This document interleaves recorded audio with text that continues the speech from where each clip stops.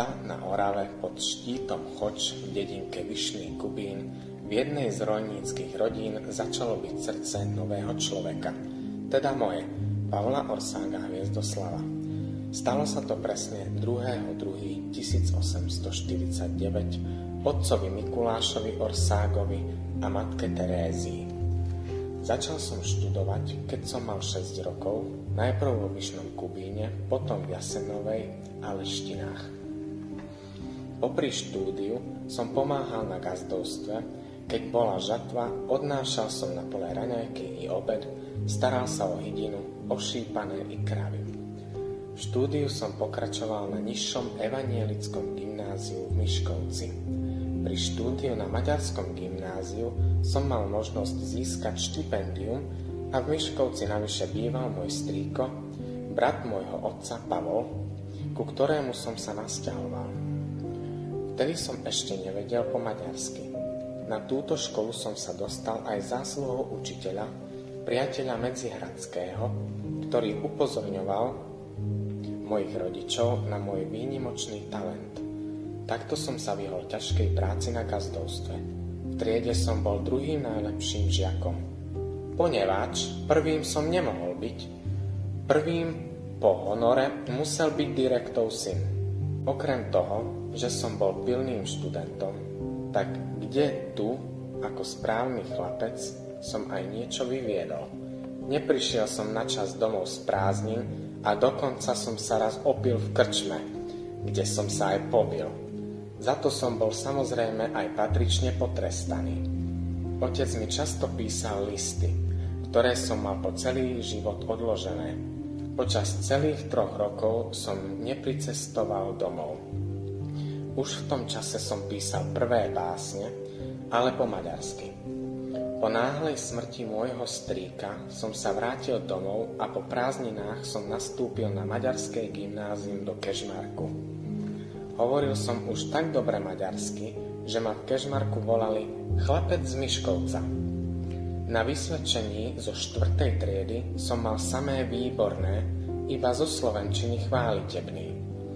Moje maďarské básne zaujali profesorov, hovorili si medzi sebou, že majú nového Goetheho či Petőfiho. V Kežmarku som už písal verše aj po nemecky. Nebol som z bohatej rodiny, do Kežmarku som si niesol 5 forintov. Študovať v tej dobe bolo veľmi náročné, ale túžil som sa vzdelávať, no Kežmarok bol veľmi ďaleko a cesta domov trvala aj niekoľko dní. Keď som mal šťastie, zviezli ma furmani. Pri príchode do rodného kraja som si recitoval takto. Nedlho ťa vidím zase, rodinu očka. Vyplačeš nado mnou, z radosti si očká, najviac ale dobrá, milá moja matka, ona vie z hľadania. Doba jak je sladká. Keď som na Vianoce išiel domov do Kubína, pešo, bolo veľa snehu. Nevládal som a keď som došiel na Oravu od Vysilenia, som padol vedľa cesty. Našťastie ma zachránili okoloidúci a zniesli ma domov. Tam ma vykúpali v horúcej vode, naliali do mňa pálenky, do postele dali horúcu tehlu a ráno som vstal akoby nič. Počas prázdnin po 5. triede som sa vrátil domov a nastal u mňa príklon k národnému prebudeniu. Na jednej vyšnokubínskej svadbe som horlivo recitoval svoju maďarskú báseň. Vyvolal som ňou potlesk u prítomných zemanov, ale slzy u vlastnej matky, ktorá mi nerozumela. Ľúto jej bolo, že zabúdam, že som Slovákom. Samotný učiteľ Medzihradský mi pripomínal, aby som nezabudol, kto som. K môjmu národnému presvedčeniu prišiel som vlastným premýšľaním o tom, kto som. Mňa maďarská škola celkom pomýlila na mysli, pod čím rozumiem, že som maďarsky myslel a prekladal, keď som písal po slovensky. Počas tohto leta som napísal aj viacero slovenských básní, dolnokubínsky farár a oravský senior Samuel Novák. To som ešte netušil, že bude raz mojím svokrom. Rozprúdil akciu, aby boli tieto básne knižne vydané. Cez tieto prázdniny som čítal už Kollára, Sládkoviča i Holého. Čo sa týka imidžu, mojím poznávacím znamením mašľa na krku. Svetlá, tmavá, károvaná, bodkovaná či bez vzoru.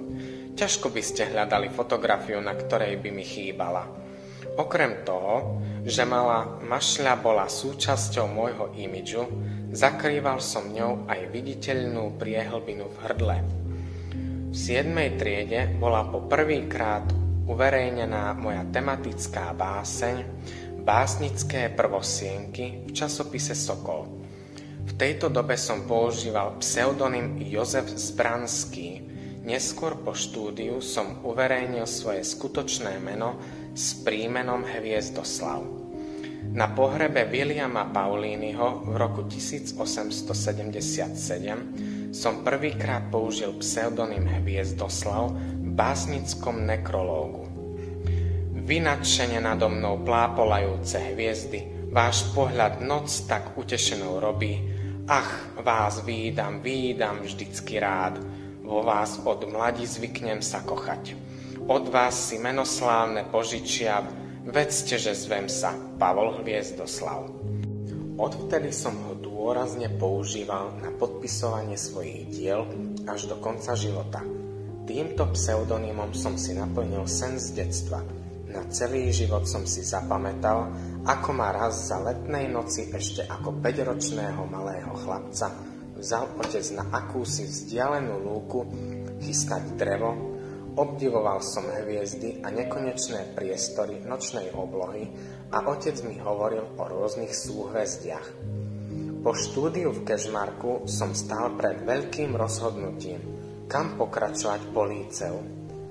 Ten môj životík je akoby náhodilý, toť i voľbu životnej dráhy som musel zveriť rozhodnutiu kociek, keď som zašiel ako maturus do Prešova.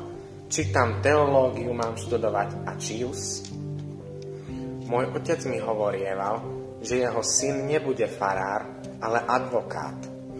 On to chcel preto, lebo farári sú chudobní ako kostolné myši, ale advokáti, tí majú vždy peniaze. Sníval o tom, že raz budem mať čalúnený koč so 4 koňmi a aj v ňom za sklom budem voziť. Sám som nechcel byť teológom, pretože právo sa mi zdalo byť životnejšie. Zmenu môjho rozhodnutia študovať namiesto teológie právo som opísal v jednej básni takto. Nechal som teológiu, však tá veľmi biedne žije. A zriem, svetlu menej treba Boha a viac justície. Právo som študoval v rokoch 1870 až 1872 na Právnickej akadémii Evangelického kolégia v Prešove. Slovákov bolo v roku 1870 spolu iba 13. V októbri 1870 spolu so študentom teológie Kolomanom Banšelom v Prešove som oznámil zámer vydávať literárny almanach Napred. V tom čase som sa už považoval za básnika, ktorý môže svoje básne podpísať svojím menom. V marci 1871 som bol na vojenskom odvode v Banskej Bystrici. Veľmi som sa túžil stretnúť so Sládkovičom, ktorý tu mal faru v Radvani. Obchádzal som ju, avšak som sa nikdy neodvážil zaklopať. Po skončení štúdia som začal vykonávať právnu prax v Dolnom Kubíne u advokáta doktora Antona Nádašiho, otca spisovateľa Ladislava Nádašiho Jejgeho.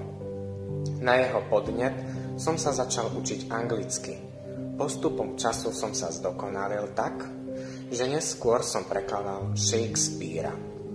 Nádaši sa tešil z každého môjho literárneho úspechu. Z príležitosti u nás zúrivejšej cholery spáchal som báseň v Národných novinách uverejnenú, za ktorú ma môj principál Nádaši vyboskával, tak sa mu páčila. Účinkoval som v ochotníckom krúžku, kde sme hrali hru Láska zdolá všetko a veselohru Starý zaľúbenec. V slovenských novinách vyšla recenzia osobitne chváliaca okrem iných účinkujúcich aj môj výkon a výkon Ilony Novákovej, dcéry Samuela Nováka. S Ilonou sme sa už predtým viac raz stretli v spoločnosti, avšak ako spomína Elena, bez toho, aby sme sa zoznámili, lebo Orsák bol tichý, pozornosti nestískajúci sa človek. Prvý raz sme spolu hrali ochotnícke divadlo a účinkovali v jednej hre Skrotená divoška, v ktorej Ilona hrala Katu a ja plukovníka Hromového, a tak sme sa vlastne zoznámili. Zloženie advokátskych skúšok v Budapešti roku 1875 znamenali pre mňa slobodnejšiu prácu, kde som sám mohol viesť advokátsku firmu. V tomto období som si už písal listy s Ilonou Novákovou z Dolného Kubína. V liste som jej takto dvoril.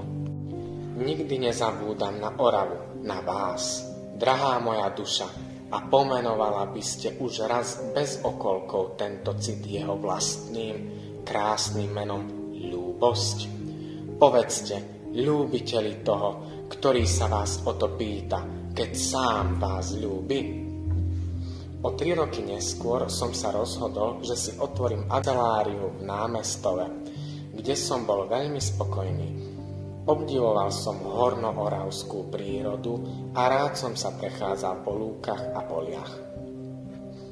Kto videl nedostižnú krásu hornooravských hôr, ako si splietajú sokolce včas búrky, ako si ladne si ofúkujú zo sna nad ránom, kto pobudol na ich vlne, či len okamih nezabudne tej slasti, nie takých hôr v šírom svete. Dostal som prácu ako podsudca pri okresnom súde v Dolnom Kubíne. Počas práce som sa 15.5.1876 oženil s Ilonou Novákovou, dcérou evanielického farára v Dolnom Kubíne. Náš vzťah sa vyvíjal veľmi romanticky a milo. Písali sme si mnoho listov, zasnúbili sme sa tajne a keď som chcel požiadať o ruku svojej vyvolenej, vybral som sa k jej rodičom 4-krát, lebo nikdy som nevedel na tento čin odhodlať. Nakoniec som jej otcovi radšej napísal list, v ktorom som ho žiadal o ruku Ilonky. Odpoveď bola kladná. Pre advokátsku prácu som mal vyhradený deň, so súmrakom sa zo mňa stával básnik. Moja manželka sedávala pri mne, keď som písal. Často sa stalo, že som pracoval do neskorej noci, Ilonka zaspala. Potom aj ráno som spal dlhšie a ak som nemal pojednávanie, dokonca som raňajkoval v posteli. Môj svokor si zo mňa uťahoval, že vo svojich básniach opisujem východ slnka, ale nevidel som ho nikdy. Mal som rád sviatky, pretože počas nich som nemusel pracovať ako advokát a mohol som čítať a tvoriť. Žil som striedmo, ale mojou náruživosťou bolo fajčenie cigár. Prvú som si zapálil po raňajkách na verande. Po obede som si zvykol vypiť pohár ľahkého vína a denne som sa prechádzal po uliciach mesta, vždy však sám. Chodieval som rýchlym krokom s paličkou a rukou založenou za chrbtom. V Námestove ma navštívil aj Masaryk. Pravidlom bolo, že ma navšťovali potom všetci Češi, ktorí zavítali do kraja. Podnikal som výlety do prírody, varieval v prírode guláš, rybárčil, chytal pstruhy a lipne, obvykle spoločne s manželkou a bratovými deťmi, ktoré nás navštevovali. Všetko bolo ideálne, až kým neprišli 4 ťažké rodinné údery krátko po sebe. Smrť mojej svokry, matky, otca a brata, ktorého 2 deti, Jaroslava a Sidóniu, sme si potom s Ilonkou adoptovali. Matka o nich nedbá a majetok mrhá, a preto s pritiahnutím pomoci patričnej vrchnosti oddelil som vdovu majetkové a prevzal deti, ktoré s ľahkým srdcom nám prepustila. Súc už spletená s mužským, za ktorého sa onedlho aj vydala. Mikuláš bol posledným žijúcim členom mojej rodiny.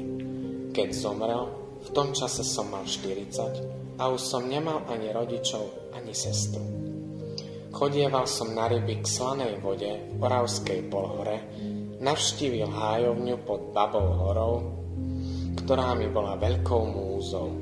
Práve na tomto mieste v roku 1886 vzniklo jedno z mojich najznámejších diel Hájnikova žena. Neskôr sa moje diela rozrástli a k tým najznámejším patrí aj Ežo Vlkolínsky, Gábor Vlkolínsky, Krvavé sonety, Zuzanka Hraškovie, Otčím oblaky a i. Po 20. rok advokátskej praxe v Námestove sme sa s manželkou rozhodli presťahovať naspäť do Dolného Kubína. Neustále som bol verný svojmu kraju, svojej Orave.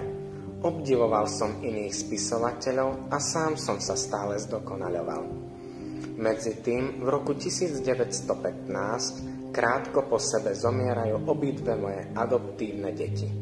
Ostalo po nich spolu 5 detí. Osud sa opakuje. Udalosti som ťažko prežíval, dostal som zápal pľúc, po zápale pľúc som ochorel na srdce. Náš drahý básnik dostal zapálenie pľúc, ktoré ho na 3 týždne uložilo do postele.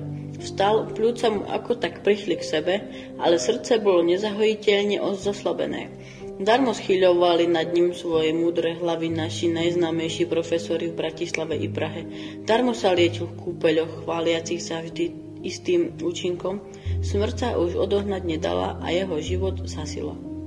Môj bohatý život vyhasí na 8. novembra 1921 v Dolnom Kubíne, kde som aj pochovaný.